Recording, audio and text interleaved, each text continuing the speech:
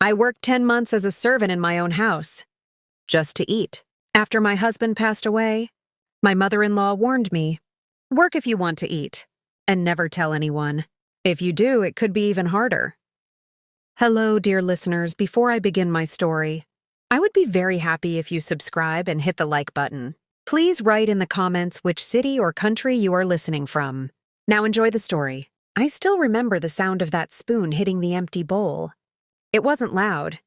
It wasn't dramatic. But in that quiet kitchen, it sounded heavier than thunder.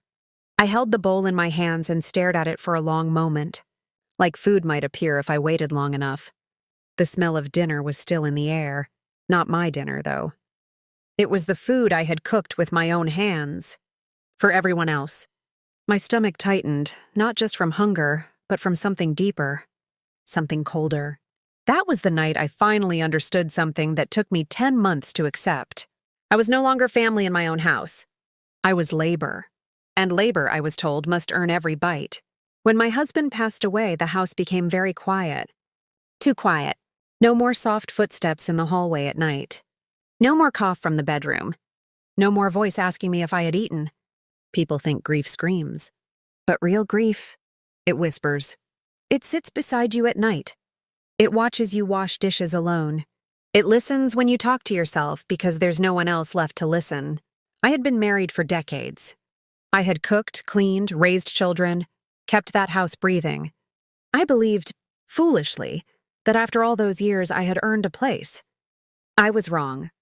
3 days after the funeral, I was standing in the kitchen early in the morning. The sun had not fully risen yet. I liked waking up early back then. It made the loneliness feel smaller. I was making tea. That's when my mother-in-law walked in. She didn't look sad. She didn't look tired. She looked prepared. She sat down slowly at the table and watched me move around the kitchen like she was observing a stranger. Then she said the words that changed everything. "If you want to eat," she said calmly, "you'll have to work." I turned around, confused. "I always work," I replied softly. She looked me straight in the eyes. "Not as family," she said. "As help." I laughed. I truly did.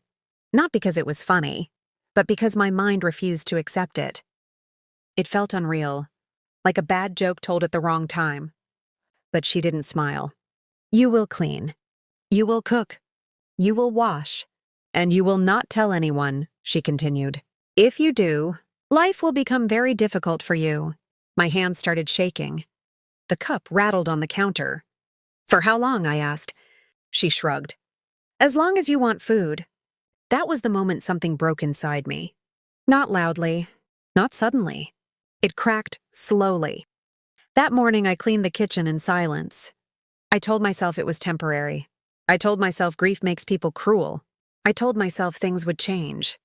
But days turned into weeks. Weeks turned into months. And every morning I woke up with the same question burning in my chest. How did my own home become my workplace? I cooked meals I wasn't allowed to sit down and eat. I washed clothes that no longer included mine. I cleaned rooms I was not welcome to rest in. And every time I reached for food, there was a look, a reminder, a silent price. Work first. At night, I lay on my bed listening to my stomach growl and my heart ache. I missed my husband more than ever then. Not just because I loved him, but because with him gone, the mask had fallen. And what was underneath was ugly. But here is what no one knew. Not my neighbors. Not relatives. Not even the people who smiled at me during visits. I was keeping a secret so heavy it aged me faster than time ever could. And the truth, I wasn't staying silent because I was weak. I was staying silent because I was watching. They thought hunger would break me. They were wrong. Hunger taught me patience. And patience would later teach them a lesson they never expected. By the end of the first week, my body learned a new rhythm. Wake up early. Work quietly. Eat last, if at all. Sleep lightly. Grief had already taken so much from me. But now even dignity felt like something I had to borrow. Carefully, every morning I folded my bedding neatly before anyone else woke up. I didn't want to be seen resting too long. Rest had become a luxury I could no longer afford. The kitchen clock ticked loudly as I worked. Tick, tick, tick. Each sound reminded me that time was passing, and yet nothing was changing. I remember one afternoon clearly. I had cooked a full meal, the kind my husband used to love. The smell filled the house, warm and familiar, almost comforting. For a moment, I forgot. I forgot where I stood now. I forgot the rule. I placed a small portion on a plate for myself and sat down at the edge of the table. Before I could take the first bite, a shadow fell across the table. "You didn't ask," came the voice. I looked up. The plate was taken from in front of me, calmly, without anger, without shouting. That calm hurt more than any scream ever could. "You can eat after you finish the dishes," she said. "And only if there's something left." That night, I cried without sound. I pressed my face into the pillow so no one would hear. My tears soaked the fabric, but I wiped my face quickly afterward. Crying, I learned, also had rules. Too loud meant trouble. Too visible meant questions. And questions were dangerous. People started visiting again after the funeral days passed. Neighbors, old acquaintances, distant relatives. They asked the same questions. "How are you holding up? You look strong. You're lucky to have family around." I smiled. I nodded. I thanked them. Inside, my chest felt hollow. If only they knew that the woman serving them tea was not allowed to drink it herself. At night, I talked to my husband, quietly, like he might hear me. "I don't understand," I whispered once. Did I miss something? Was I blind all these years? I waited for an answer that never came. But in that silence, something else grew. Awareness. I began to notice things I had ignored before. How quickly rules were made, but never written. How kindness was used like bait. How control didn't need chains, only fear and hunger. They thought I was surviving because I had no choice. They didn't realize I was learning. One evening, while cleaning the living room, I overheard a conversation. Two voices, low, careful. "She won't say anything," one said. "She has nowhere to go," said the other. I froze. My hands stopped moving, but my ears listened closely. That's when I understood something painful but important. My silence was not misunderstood. It was counted on. That night, I didn't cry. I lay awake staring at the ceiling, replaying every word, every look, every rule. And for the first time since my husband passed away, a different feeling entered my heart. Not anger. Clarity. I realized something else too. They believed time was on their side. They believed hunger would make me careless. But they didn't know one thing about me. I had lived a long life, and a long life teaches you one powerful lesson. You don't rush when someone is building a trap for themselves. They thought I was invisible, but I was watching everything. And soon, I would understand why they were so confident I would never speak. By the second month, the house had trained me well. Not with words, with silence. Silence has a way of teaching obedience faster than shouting ever could. I learned where to stand when people talked. A little to the side. Never fully present. I learned when to speak, and mostly never. I learned when to disappear. Always. Meals became a routine I watched from a distance. Plates were filled. Chairs were pulled. Laughter happened. And I stayed near the sink. Waiting. Some days there were leftovers. Some days there were not. On the days there weren't, I drank water slowly to quiet my stomach. I told myself hunger was temporary. Pride was not. I had lived long enough to know the difference. One afternoon, I made a mistake. A small one. I forgot to knock before entering a room. The air changed instantly. "Do you think you still belong everywhere in this house?" the voice asked. I opened my mouth to answer, then closed it again. Belong. That word echoed in my mind all night. Belonging used to be simple. I belonged where my husband was. I belonged where my children laughed. I belonged where my name was spoken with warmth. Now, I belonged where I was allowed, and that permission could be taken away at any moment. Visitors noticed changes. "You look thinner," someone said kindly. "Are you eating properly?" another asked. I smiled and said, "I'm fine," because explaining would have required words. And words were forbidden. At night, memories visited me. My husband sitting at the table, telling stories. My hands passing him food. His eyes meeting mine with quiet respect. Those memories hurt. but they also reminded me who I had been and who I still was. Underneath all this, one evening while washing dishes, I heard laughter behind me. A joke I wasn't part of. Something inside me tightened. Not jealousy, recognition. They were comfortable. Too comfortable. People who feel no guilt always become careless. That thought stayed with me. I started paying attention in a new way, not emotionally. Strategically, I noticed documents left on tables, phone calls that stopped when I entered the room, whispers that assumed I wasn't listening. They spoke freely around me now, because to them I wasn't a person anymore. I was background. And that was their biggest mistake. One night, I stood alone in the kitchen after everyone had eaten. The lights were dim. The floor was clean. My hands were sore. I finally sat down on a chair. Just for a moment. My legs trembled from exhaustion, but my mind was calm. For the first time in months, calm. Because I understood something clearly then. They thought I was trapped. But I was choosing to stay. Choosing to observe. Choosing to remember. Choosing to prepare. A long life teaches patience. And patience is often mistaken for weakness. They believed silence meant surrender. They never considered that silence can also be a strategy. And soon, their comfort would turn into confusion. The 10th week changed something inside me. Not suddenly. Not loudly. It was the kind of change that settles quietly, like dust after a long storm. That morning, I woke up weaker than usual. My hands shook as I tied my scarf. Hunger had become a familiar companion. But that day it felt heavier, like it was pressing on my chest instead of my stomach. I still went to the kitchen. I always did, because not showing up was never an option. While sweeping the floor, I overheard something that made me stop breathing for a second. 10 months, someone said casually. That's enough time. Enough time for what? I stayed perfectly still. Even the broom froze in my hands. Another voice answered, quieter but certain. She won't last much longer like this. They laughed. Softly, comfortably, like people who believe the ending is already written. That laugh followed me all day. While I cooked. While I cleaned. While I waited. 10 months. The number repeated in my head over and over again. It wasn't random. It was a plan. That night I didn't sleep. I sat on my bed, back straight, hands folded in my lap, staring at the wall.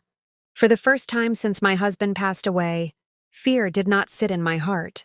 Understanding did. They were not just controlling me. They were waiting for something. Something bigger than obedience. Something final. I replayed everything in my mind. The rules. The silence. The warnings. The insistence that I tell no one. This was never about food. Food was just the leash. In the early hours of the morning, as the house slept, I whispered to myself, "They think I don't know." And then even softer. But I do. That day something else happened. A small thing. But small things often reveal the biggest truths. I was handed an envelope and told to place it in a drawer without opening it. I felt the weight of paper inside. Not thin paper. Important paper. I did not open it. But I remembered the drawer. By evening, my exhaustion was deep, but my mind was sharp. They believed hunger had made me slow. They believed silence had made me blind. They were wrong. I stood alone in the kitchen again that night. The same kitchen where I had once laughed with my husband. The same kitchen where I now earned every bite. I placed my hand on the counter and spoke quietly, not to anyone else. To survive, I said, is not the same as to live. And for the first time in months, I made a decision. Not emotional, not angry, intentional. I would continue to work. I would continue to stay silent. But not because they forced me. Because I needed to know the whole truth. They believed 10 months would break me. They never imagined those same 10 months would teach me exactly what they were hiding. And the moment I understood why they needed my silence, everything would change. Once I made that decision, everything looked different. Not the house. Not the people. Me. I still woke up early. I still worked quietly. I still waited for food. But inside, I was no longer surviving blindly. I was collecting moments. People who believe you are powerless stop hiding their intentions. That is a truth I learned very late in life, but once you see it, you cannot unsee it. They talked freely around me now. Numbers were mentioned. Dates were repeated. Papers were discussed without care. I cleaned the table while listening. One afternoon, I heard my name spoken. Not lovingly, not even angrily. Clinically. As long as she stays quiet, someone said, things will remain simple. Simple. That word made my fingers curl around the cloth in my hand. Simple for whom? I began noticing how often the word 10 months returned. Always in low voices, always with certainty. 10 months since my husband passed away. 10 months of silence. 10 months of obedience. 10 months. Until something. At night, I lay awake and tried to connect the pieces. Why the urgency? Why the secrecy? Why the fear of me speaking? I was not young. I had no strength to fight. I had no one on my side, or so they believed. So why silence? One morning, while dusting the shelves, I saw a familiar file. I had seen it before, years ago, when my husband was still alive. My heart skipped. The file was placed higher now, slightly hidden. I didn't touch it. But I remembered its color. Memory is a powerful thing. People forget what elders remember. That file, those papers, they had meaning. I started keeping my own record, not on paper, in my mind. Dates, words. Who said what? When voices lowered, I treated each detail like a bead on a string. Carefully, patiently. One evening, someone asked me casually, "You're not thinking of leaving, are you?" The question was wrapped in kindness. But kindness that arrives without reason is never kindness. I shook my head slowly. "No," I said. And it was true. I wasn't thinking of leaving. Not yet. That night I sat alone and realized something else. They weren't afraid of me leaving. They were afraid of me talking. And that fear told me everything I needed to know. They believed silence protected them. They never considered that silence can also be evidence. And I was quietly collecting it all. After that question about leaving, something changed in the air. Not in words, in watchfulness. Eyes followed me longer than before. Voices lowered when I entered a room. Doors closed a little more carefully. I had become a concern. I noticed how food portions grew smaller again. Not always, just enough to remind me who controlled what. Hunger returned with purpose. Fear is easier to manage when someone is weak. They understood that very well. One afternoon, while folding clothes, I overheard a phone call. "I told you she won't talk," the voice said. "Where would she go?" There was a pause. "Yes, everything will be settled soon." Settled. That word again. I carried that word with me all day. Settled meant finished. Settled meant resolved. Settled meant no loose ends. And somehow, I was the only loose end. That evening, I noticed something missing. The file. The familiar colored file I had seen days earlier was gone. My heart slowed, then beat faster. Things only disappear when decisions have already been made. At night, I sat on my bed and tried to remember everything my husband had ever told me about our home, about ownership, about signatures, about promises made quietly. He used to say, "Keep your eyes open, even when life feels calm." I hadn't understood then. I understood now. Sleep did not come easily. Every sound felt louder. A door closing. Footsteps in the hallway. A whisper behind a wall. I realized something frightening and clarifying. They were no longer just confident. They were cautious. Caution appears when people believe someone knows too much. The next morning, a strange kindness appeared. Extra tea. A warmer tone. A softer voice. Kindness without apology is rarely real. It is usually preparation. I smiled.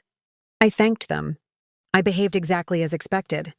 Because the more comfortable they felt, the more they revealed. That afternoon, I heard numbers spoken clearly for the first time. Not large numbers, but specific ones. Dates, months, a deadline. My chest tightened. 10 months was not symbolic. It was a countdown. I went to the bathroom and locked the door quietly. I looked at myself in the mirror. Thinner, older, tired. But my eyes were steady. And for the first time, I asked myself a question I had avoided. What exactly are they planning once those 10 months end? They believed time was running out for me. They never realized time was actually revealing them. And the closer we came to 10 months, the clearer the truth became. The closer those 10 months came, the quieter the house became. Not peaceful quiet, careful quiet. Like people stepping around glass they know could shatter if they move the wrong way. I felt it in the way doors were closed gently now, in how conversations stopped the moment I appeared, in how questions were no longer asked around me. They were saved for later. They thought I hadn't noticed. But fear changes behavior. And behavior tells the truth. My body was tired. That was real. There were mornings when my legs felt weak, when standing too fast made the room spin. Hunger does that. Age does that. But my mind was sharper than it had been in years. Because when everything else is taken from you, focus becomes your last possession. One afternoon, I was asked to clean a room I was never sent into before. "Make sure you dust everything," the voice said. Everything. The emphasis felt heavy. That room had always been kept locked. My heart beat slower as I walked in. People don't suddenly change rules without reason. Inside, the air smelled old, paper and time. Drawers, shelves, a desk. I cleaned carefully, moving things just enough to see, not enough to disturb. That's when I saw it. A document folder, different from the others. Newer. Important. I didn't open it. I didn't need to. The label told me enough. For a moment, fear tried to rise. But I held it down.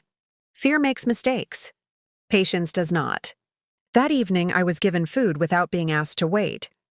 Again, kindness without explanation. A warning disguised as care. I ate slowly, watching faces instead of my plate. They were watching me, too. That night, I realized something painful. They were measuring me. My strength. My alertness. My awareness. They were trying to decide how much I knew. I spoke less. Moved slower. Appeared weaker than I felt. Because when people underestimate you, they stop protecting their secrets. Another conversation reached my ears late one night. "She won't last long without support," someone said.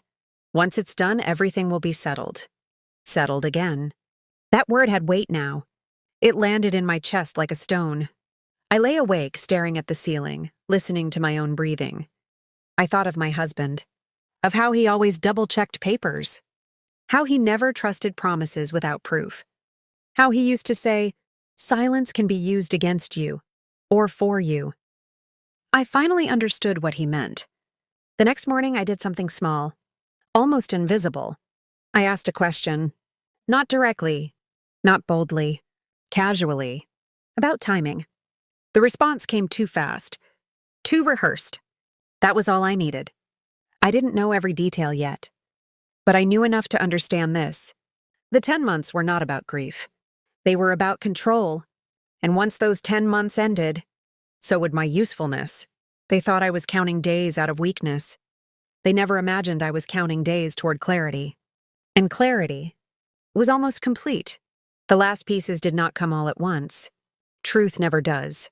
It arrives slowly, like dawn, light by light, until you suddenly realize the darkness is gone. That morning, I was asked to clean the study again. This time, the door was already open. That alone told me everything. People only leave doors open when they believe nothing inside can harm them anymore. I worked carefully as always. Dusting, straightening, quiet. But my eyes were awake. And that's when I saw it. The same folder. Placed openly on the desk now. Not hidden. Not protected. Displayed. I understood immediately. They wanted me to see it. Not read it. Just see enough to feel afraid. Fear keeps people silent better than threats. I didn't touch it. I didn't slow down. I didn't react. Because reactions give power.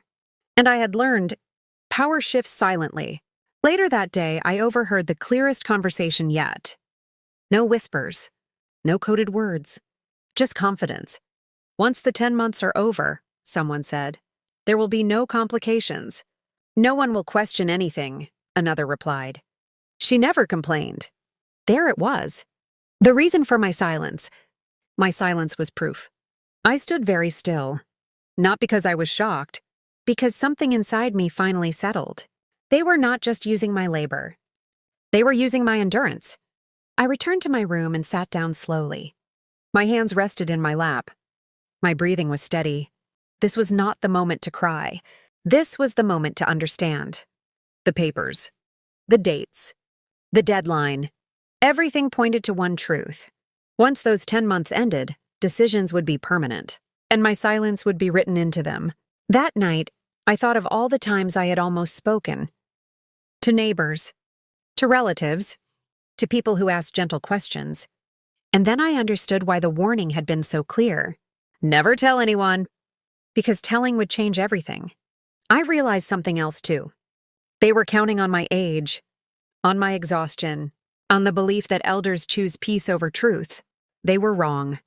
Peace without dignity is not peace. It is surrender. And I had not survived all these years to surrender quietly at the end. I lay down that night with a calm I hadn't felt since my husband passed away. Because mystery was gone now. Only decisions remained. I knew what they were planning. I knew why time mattered. And most importantly, I knew what I needed to do next. Not emotionally. Not angrily. Correctly. They believed my silence would protect their plans. They never imagined my silence had already exposed them. And once the truth was clear, the next step would not be loud.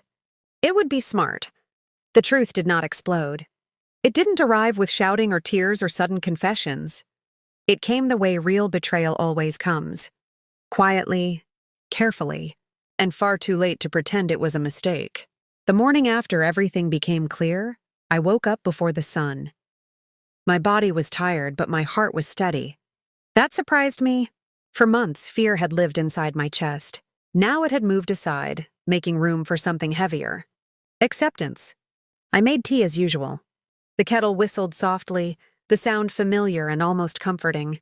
I poured the tea carefully, placed cups on the table, and waited. No one spoke about what was coming. They never do. People who betray don't announce it. They normalize it. Later that day, I was called into the living room. Not asked. Called. That difference mattered. I sat where I was told to sit. Hands folded. Back straight. Eyes lowered, the way they expected. "We need to talk," someone said. The words were calm. Too calm. "We've made some decisions," another voice added. "It's all very practical." Practical. That word again. They spoke slowly, explaining things as if to a child. About how difficult life had become. About how arrangements needed to change. About how I was being looked after. Not once did they ask me what I wanted. Not once did they mention my husband's name. Then came the sentence that revealed everything. "You don't really have a claim anymore," someone said gently. "And you've been quiet all this time, so this seems best for everyone." There it was. The betrayal. Clean. Complete. Carefully wrapped in kindness. I felt my throat tighten, but I did not cry. Tears would have given them comfort. Instead, I listened. I listened as my silence was used against me. I listened as 10 months of endurance were described as agreement. Inside, something old and strong stood up. Not anger. Memory. I remembered my husband's voice. "Silence can protect you," he once said, "but only if you choose when to break it." I looked up slowly. Not challenging. Not afraid. Just present. "For 10 months, I said quietly, I worked for food." They shifted in their seats. They hadn't expected words. I cooked. I cleaned. I stayed silent, I continued. "You told me not to speak." No one interrupted. Silence had changed sides. "And now," I said softly, "you say my silence means I agreed." I paused. "Is that what you believe?" No answer came. Because betrayal has no defense once it is named. I didn't raise my voice. I didn't accuse. I simply placed the truth on the table. And that truth changed the room. They believed I would accept betrayal quietly. They didn't realize I had already decided how and when to respond. And this was only the beginning. For a moment, no one spoke. Not because they had nothing to say, but because they did not expect me to say anything at all. I had broken the pattern. And when a pattern breaks, people panic quietly. Someone cleared their throat. "You're misunderstanding," a voice said carefully. "No one forced you." Forced. That word landed between us like a lie dressed in clean clothes. I nodded slowly. You didn't lock the door, I said. You didn't raise your voice. I looked at each face one by one. You just made hunger conditional. The room felt smaller. Another voice tried a different tone. We thought this arrangement was working. Working? For whom? For 10 months, I said, still calm. I earned food in the house I helped build. I paused, letting the words sit. I was warned not to tell anyone, I added. And I listened. That last sentence changed something. They had forgotten that warning existed. One of them leaned forward. You could have left, they said. I smiled, not kindly, not bitterly. You knew I wouldn't, I replied. And you planned around that. That was when the truth stopped pretending. Faces hardened. Voices lost their softness. The kindness they had practiced fell away like an old coat. We did what we had to do, someone said. You're old. You needed care. Care. That word tried to rewrite everything. I felt my chest tighten then. Not from fear, but from sadness. Because betrayal hurts most when it comes from people who explain it as help. I spoke again, slowly. Care does not come with silence, I said. And help does not come with threats. No one argued. Because they couldn't. They changed the subject instead. Papers were mentioned. Arrangements explained again. Decisions already made. They spoke as if words could erase memory. But memory is stubborn. And mine was very clear. I listened until they finished. Then I said something they did not expect. I need time, I said. They looked relieved. They thought time meant surrender. I will think, I continued, and I will decide. They nodded quickly, because they believed my strength had limits. I stood up slowly. My legs trembled a little, not from weakness, but from everything I was holding inside. As I walked back to my room, I heard someone whisper, "She won't do anything." I closed the door gently, sat on my bed, and finally allowed myself to breathe. I did not cry. I did not pray for them to change. I did something far more important. I planned. A long life teaches you this. When people show you exactly who they are, you don't react. You respond. They believed my request for time meant acceptance. They never imagined time was exactly what I needed. And while they waited for my silence, I prepared my voice. That night, I sat with the truth longer than I sat with my pain. Pain is loud. Truth is quiet. And quiet things last longer. I replayed the conversation again and again, not to hurt myself, but to understand every word that had been chosen so carefully. You don't really have a claim anymore. You've been quiet all this time. This seems best for everyone. They hadn't slipped.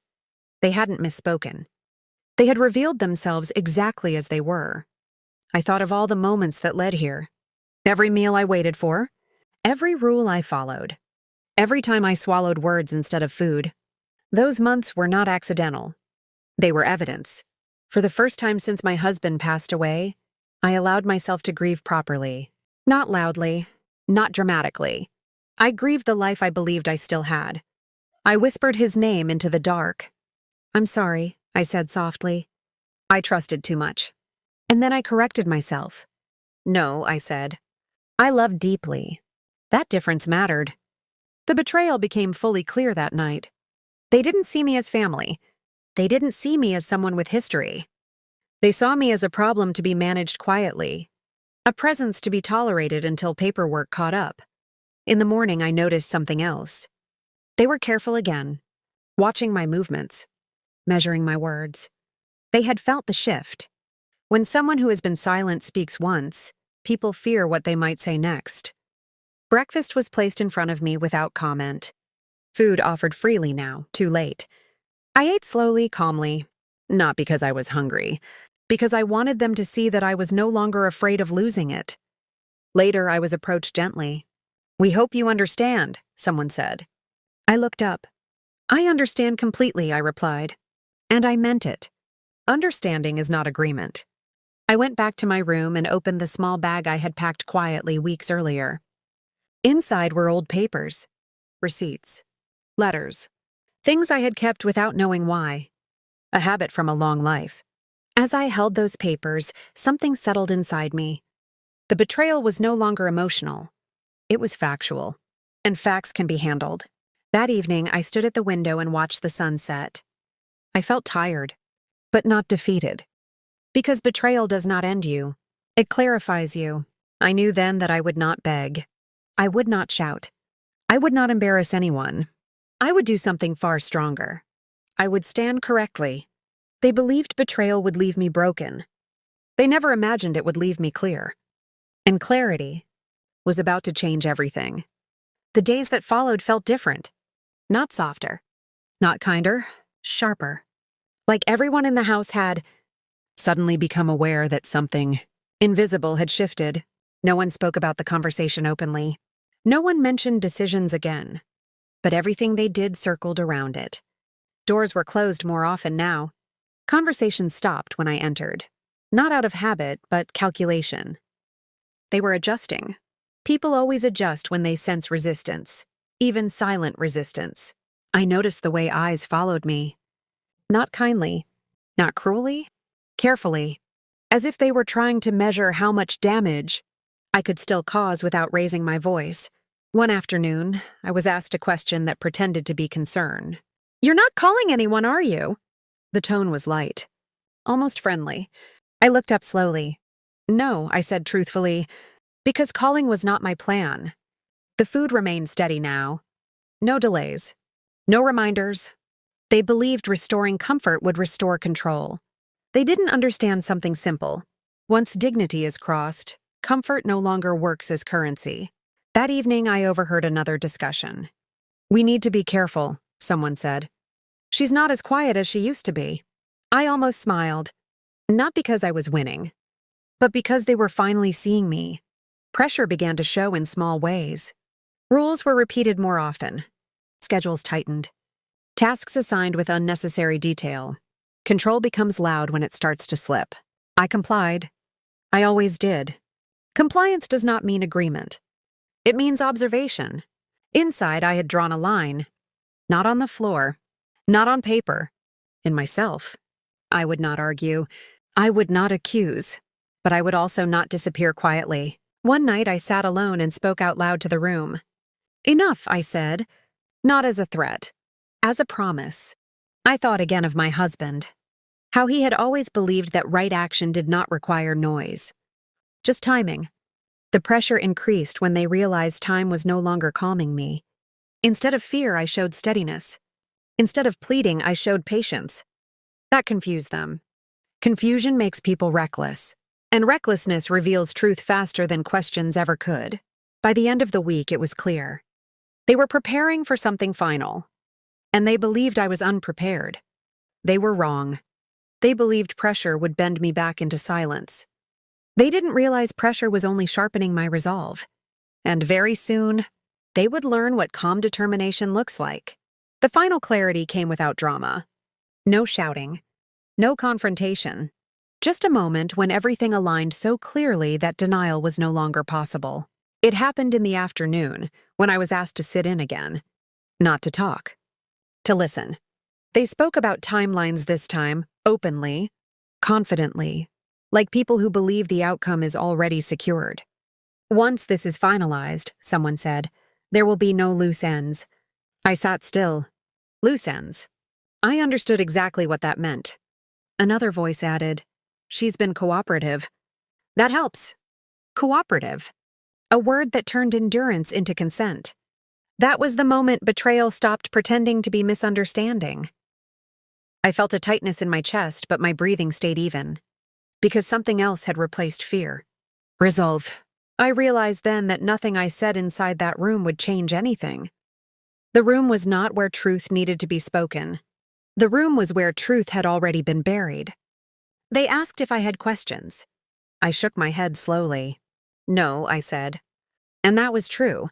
I had no questions left. When I returned to my room, I closed the door and sat on the bed. My hands rested on my knees. Steady. I thought of the warning from months ago. "Never tell anyone." I smiled faintly, because silence had served its purpose, and now silence had done enough. I opened the small bag again, touched the papers, felt their weight. Proof does not shout. It waits. I knew what came next. Not confrontation, Not exposure fueled by anger. Something smarter. Something lawful. Something final but dignified. That evening, as I cleaned the kitchen one last time, I felt no bitterness. Just certainty. They had shown me everything I needed to see. I looked around the room. The counters I had wiped for months. The floor I had scrubbed on tired knees. The place where I had earned food in my own home. And I understood something deeply. This was not where my story ended. This was where it turned. I whispered to myself, barely audible. I'm ready. They believed betrayal would close the chapter. They never imagined it was only the end of their control. Because what comes next will not be loud. It will be correct. The next morning, I did not wake up angry. Anger clouds judgment. I woke up clear. That clarity felt unfamiliar at first, like walking into bright light after a long time in the dark. My body was tired, yes, but my thoughts were steady and organized. I knew exactly what I would do that day. Not everything. Just the first right thing. I dressed neatly, the way I always had when something important mattered. Clean clothes, hair tied back. No rush, no drama. When you want to be taken seriously, you begin by taking yourself seriously. I went about my tasks as usual. Cooked, cleaned, listened. But I listened differently now. Not for pain, for confirmation. Later that afternoon, I asked permission to step out. Not explained, not justified. Just asked. They exchanged looks. Where? Someone asked. To handle something personal, I replied calmly. They hesitated, then nodded. Because control works best when it pretends to trust. I walked out of the house slowly. The sun felt warmer than I remembered. For months, I had been inside walls and rules and silence. Stepping outside felt like reclaiming a small piece of myself. I did not go far. I went somewhere quiet. Somewhere official. I sat in a small waiting area, hands folded in my lap, breathing evenly. I watched people come and go, all of them carrying their own worries, their own paperwork, their own truths. When my turn came, I spoke softly, clearly. I told my story without decoration. Not emotionally, not accusingly, just accurately. I explained the months of labor, the conditions tied to food, the warning to remain silent, the timing, the papers. I did not raise my voice once. I did not ask for sympathy. I asked for information. The person listening took notes, asked careful questions, questions that mattered. And with each question, something inside me relaxed. Because this was no longer my word against theirs. This was process. I left that place with nothing dramatic in my hands. No verdict. No confrontation. Just guidance. And guidance is powerful when you are patient. When I returned home, no one asked where I had been. They smiled. They offered tea. I accepted politely, because nothing alarms people more than calm behavior they cannot explain. That night, I wrote things down for the first time. Dates, words, names, not to attack, to protect. As I closed the notebook, I felt something I hadn't felt in months. Relief. Not because the situation was resolved, but because it was now in motion. A long life teaches you this. You don't fix injustice by matching cruelty. You fix it by standing firmly inside what is right. They believed I would react emotionally. They never imagined I would respond procedurally. And once procedure begins, control quietly changes hands. The days after my first step felt strangely normal. Too normal. I cooked. I cleaned. I listened. But underneath that routine, something steady was forming, like a river beneath thin ice. No one questioned me. No one asked where I went again. That silence told me more than any argument ever could. They didn't want to know. Because knowing would mean admitting that I now had options. I followed the guidance carefully. Not all at once. Not loudly. Piece by piece. I began by organizing what I already had. Old bills, receipts, letters written years ago, tucked away and forgotten. I did this slowly, methodically, during quiet hours when no one noticed. When people believe you are powerless, they stop watching closely. I found dates that mattered, signatures that didn't align, promises made verbally, and later contradicted on paper. Nothing dramatic, just enough to ask the right questions. I did not confront anyone. Confrontation gives control back to those who thrive on chaos. Instead, I waited. At home, their behavior softened again. Friendly voices, extra food, small gestures meant to reset the balance. They thought kindness could rewind time. But once truth is recorded, kindness can't erase it. One afternoon, I was asked gently, "Are you feeling better these days?" I looked up calmly. "Yes," I replied. And for the first time, it was entirely true. That evening, I made a second visit. Brief, quiet, purposeful. I asked for clarification. Not accusations. Clarification changes everything. The answers I received were careful, measured, but they confirmed what I already knew. Silence had been convenient. For them, when I returned home, I felt lighter. Not because the situation was resolved, but because it was now clear. Clarity is a form of freedom. I sat alone that night, writing again. Not emotions, facts. A long life teaches you that feelings fade, facts do not. As I closed my notes, I thought of something my husband used to say. Do things so cleanly that no one can argue with your calm. I finally understood what he meant. They believed kindness would quiet me again. They didn't realize kindness now had no leverage. Because once truth is documented, silence becomes a choice, not a weapon. When process begins, it does not announce itself. It moves quietly, like a door that was once locked but is now simply open. Nothing changed immediately at home, and that was important. People expect justice to look dramatic. They expect raised voices, visible conflict, sudden outcomes. Real change rarely looks like that. It looks like waiting. I continued my routine. Cooked breakfast, washed dishes, folded clothes. But inside me, something had shifted permanently. I was no longer reacting to them. They were reacting to uncertainty. I noticed it first in small pauses. Someone would begin to speak, then stop. A sentence would trail off unfinished. Eyes would meet briefly, then look away. When people are confident, they are careless. When they are unsure, they grow cautious. One afternoon, a question came. Indirect, almost accidental. "You've been writing things lately," someone said lightly. I smiled gently. "Yes," I replied. "It helps me remember." I did not explain what I was remembering. That was not their privilege anymore. The air felt heavier after that. Not hostile, just alert. That evening, I stepped outside again. This time, no permission was asked for. I informed, politely, briefly, "I'll be back soon." They nodded too quickly. People nod quickly when they don't want to ask follow-up questions. I returned with nothing visible in my hands. No papers, no envelopes. But when you walk back in calmer than you walked out, people feel it. They feel when something is settled inside you. At dinner, someone spoke carefully. "We want what's best for everyone," they said. I met their eyes for the first time in days. "So do I replied. And I meant it. Because best does not require deception. That night I slept deeply. Not because problems were solved, but because fear had left my body. Fear is exhausting. Once it's gone, rest comes easily. Over the next few days, I noticed another shift. Rules were no longer repeated. Orders softened into requests. Food was offered without conditions, consistently now. Too consistently. They were adjusting their behavior to match a new possibility. Possibility is powerful. It forces people to reconsider choices they once believed were final. One afternoon, I was asked to sit again. The tone was different this time. Careful, measured. "We want to make sure you're comfortable," someone said. I nodded. "I am," I replied.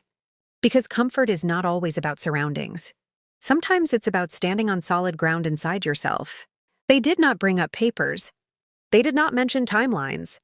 They spoke about cooperation, harmony, peace, words chosen to soften edges that no longer cut the same way. I listened politely. Then I said something simple. "I appreciate calm conversations," and nothing more. I did not agree. I did not argue. I allowed silence to do its work. A long life teaches you this. When you stop chasing fairness and start standing inside truth, pressure shifts on its own. They believed control was slipping slowly. They didn't realize it had already shifted. And soon, They would understand that quiet process leaves no room for denial.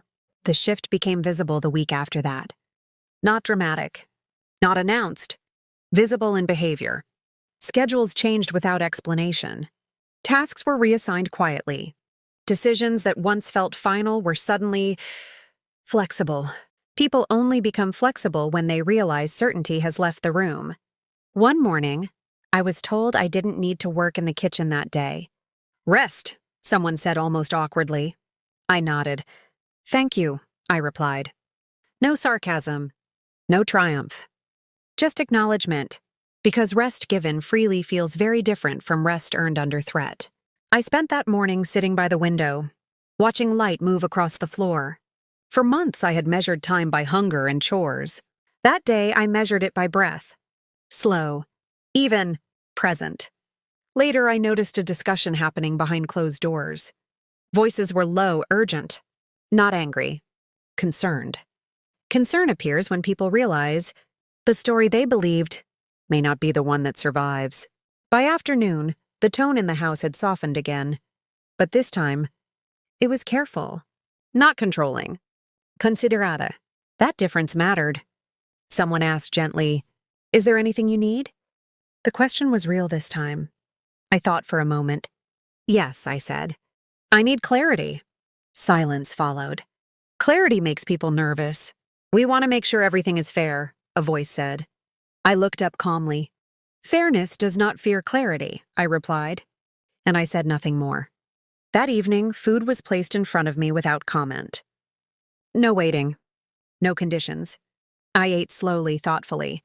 Not because I was starving, but because dignity tastes different when it returns. I noticed something else too. No one reminded me to stay quiet anymore. The warning had lost its power. Because silence chosen freely is no longer silence enforced. That night, I slept without listening for footsteps. I slept without bracing for the morning. That kind of sleep tells you everything you need to know about where you stand. The next day, I was informed, not ordered, about changes being considered. Options, revisions. Language softened into negotiation. Negotiation only appears when control is shared. I did not celebrate. Celebration invites backlash. I simply stayed steady. A long life teaches you that winning loudly invites resistance, but standing calmly inside what is right, that invites resolution. They believed dignity would ask for permission. They learned dignity simply stands. And with each quiet step forward, the outcome was already forming. The resolution did not arrive like a verdict. It arrived like alignment. Slow, deliberate, unavoidable. One morning I was asked to sit down again. The room felt different this time. No authority in the air. No rehearsed kindness. Just seriousness. "We've reviewed things," someone said carefully. There were misunderstandings. Misunderstandings. That word tried to soften months of intention. I did not challenge it, because the outcome matters more than the language used to reach it. They spoke about adjustments, about recognizing contributions, about correcting oversights that lasted 10 months. I listened quietly, not because I agreed with everything, but because listening keeps the path open. Then came the change that mattered. Conditions were removed, not just from food, from presence. I was no longer expected to earn basic decency. That expectation died without ceremony. They suggested arrangements that respected space, boundaries, clear roles, nothing extravagant. Just correct. I nodded slowly. "This is appropriate," I said. Not grateful. Approving. The conversation ended without raised voices, without apologies, without accusations. And that was exactly right, because dignity does not require anyone to kneel. That afternoon, I stepped into the kitchen, not to work, to sit. The chair felt unfamiliar beneath me. For months, I had stood. Now I sat. That simple act felt like reclaiming a language my body had forgotten. Food was placed in front of me. No rules attached. No glances exchanged. I ate slowly, mindfully. Not because I was savoring victory, but because I was honoring myself. Later, I gathered my things. Not in haste. Not in secrecy.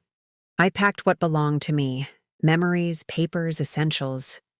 Leaving without drama is a powerful statement. As I walked out that evening, no one stopped me. No one warned me. No one reminded me of silence, because the warning had lost all meaning. Outside, the air felt open, not triumphant, just honest. I paused for a moment and looked back. At the house. At the months. At the version of myself who endured quietly. I did not feel anger. I felt relief. A long life teaches you this. Justice does not always shout. Sometimes it simply restores balance. They believed correction would feel like loss. They learned correction feels like order. And now, with the past settled correctly, only wisdom remained. After everything settled, silence returned to my life. But this silence was different. It did not weigh on my chest. It did not steal my breath. This silence felt like space. I stayed alone for a while after leaving that house. Not because I was lonely, but because I needed to hear my own thoughts again. For months, my mind had been busy surviving. Now, it was finally free to remember. I remembered the woman I had been before hunger entered the room. The woman who believed effort naturally earned respect. The woman who thought silence always meant peace. Life corrected those beliefs gently but firmly. I made simple meals for myself.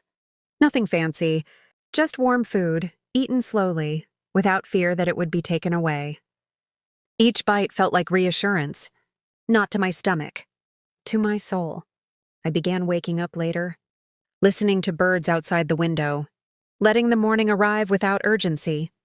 A long life teaches you that healing does not rush. It unfolds. People sometimes ask why I never shouted, why I never exposed everything loudly, why I chose calm instead of confrontation. I tell them this: noise brings attention, but clarity brings results. I did not want revenge. Revenge keeps you tied to the very people who hurt you. I wanted freedom. Freedom comes when you choose dignity over drama. I thought often about the months I worked only for food. People see that time and ask how I survived. The truth is simple. I survived because I never forgot who I was, even when others tried to rename me. A long life teaches you many lessons, but one stands above the rest. Your worth does not disappear because others fail to recognize it. I learned that silence is not weakness. It is a tool, but like all tools, it must be used wisely. Hold it too long and it hurts you. Release it at the right moment, and it protects you. I forgave quietly, not because they deserved it, but because I deserved peace. Forgiveness is not a gift to others. It is a boundary you place around your future. I carried no bitterness forward. Bitterness poisons only one person, the one who holds it. Instead, I carried clarity, and clarity is light. That chapter of my life did not break me. It refined me. Like fire refines metal, not by destroying it, but by revealing its strength. What I learned did not come from books. It came from hunger, silence, patience, and choice. And in the final section, I will share the wisdom that carried me through it all. As time passed, I stopped counting months. I started counting mornings that felt peaceful. That to me was real wealth. People sometimes think survival is about strength. It is not.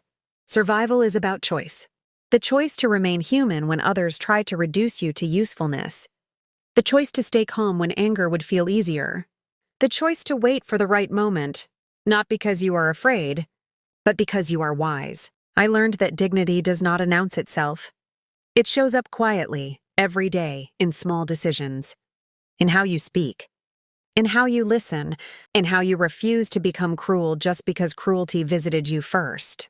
Those 10 months taught me something no comfort ever could. They taught me that silence can protect you, but only when you are also paying attention. They taught me that hunger can bend the body, but not the spirit, unless you allow it. They taught me that power often believes it is invisible. It is not. If there is one thing I would tell anyone who finds themselves trapped by circumstances, it is this: do not rush to prove anything. Observe. Remember. Document. Choose your moment. Justice does not always look like punishment. Sometimes justice looks like balance returning to where it was stolen. Sometimes it looks like walking away with your head high, while others are left explaining themselves. I did not win because I shouted. I did not win because I threatened. I stood where I was, calmly, correctly, until the truth had nowhere left to hide. A long life gives you the gift of perspective. It teaches you that people may take your labor, your silence, even your comfort, but only you can give away your self-respect. And once you decide not to, everything changes. Today, when I sit down to eat, I pause for a moment. Not out of fear, out of gratitude, for the strength I discovered when I had nothing else to rely on. This story is not about suffering. It is about endurance with awareness. It is about choosing dignity when no one is watching. And it is about trusting that truth, handled carefully, always finds its place. Silence is powerful, patience is stronger, but dignity is unbreakable.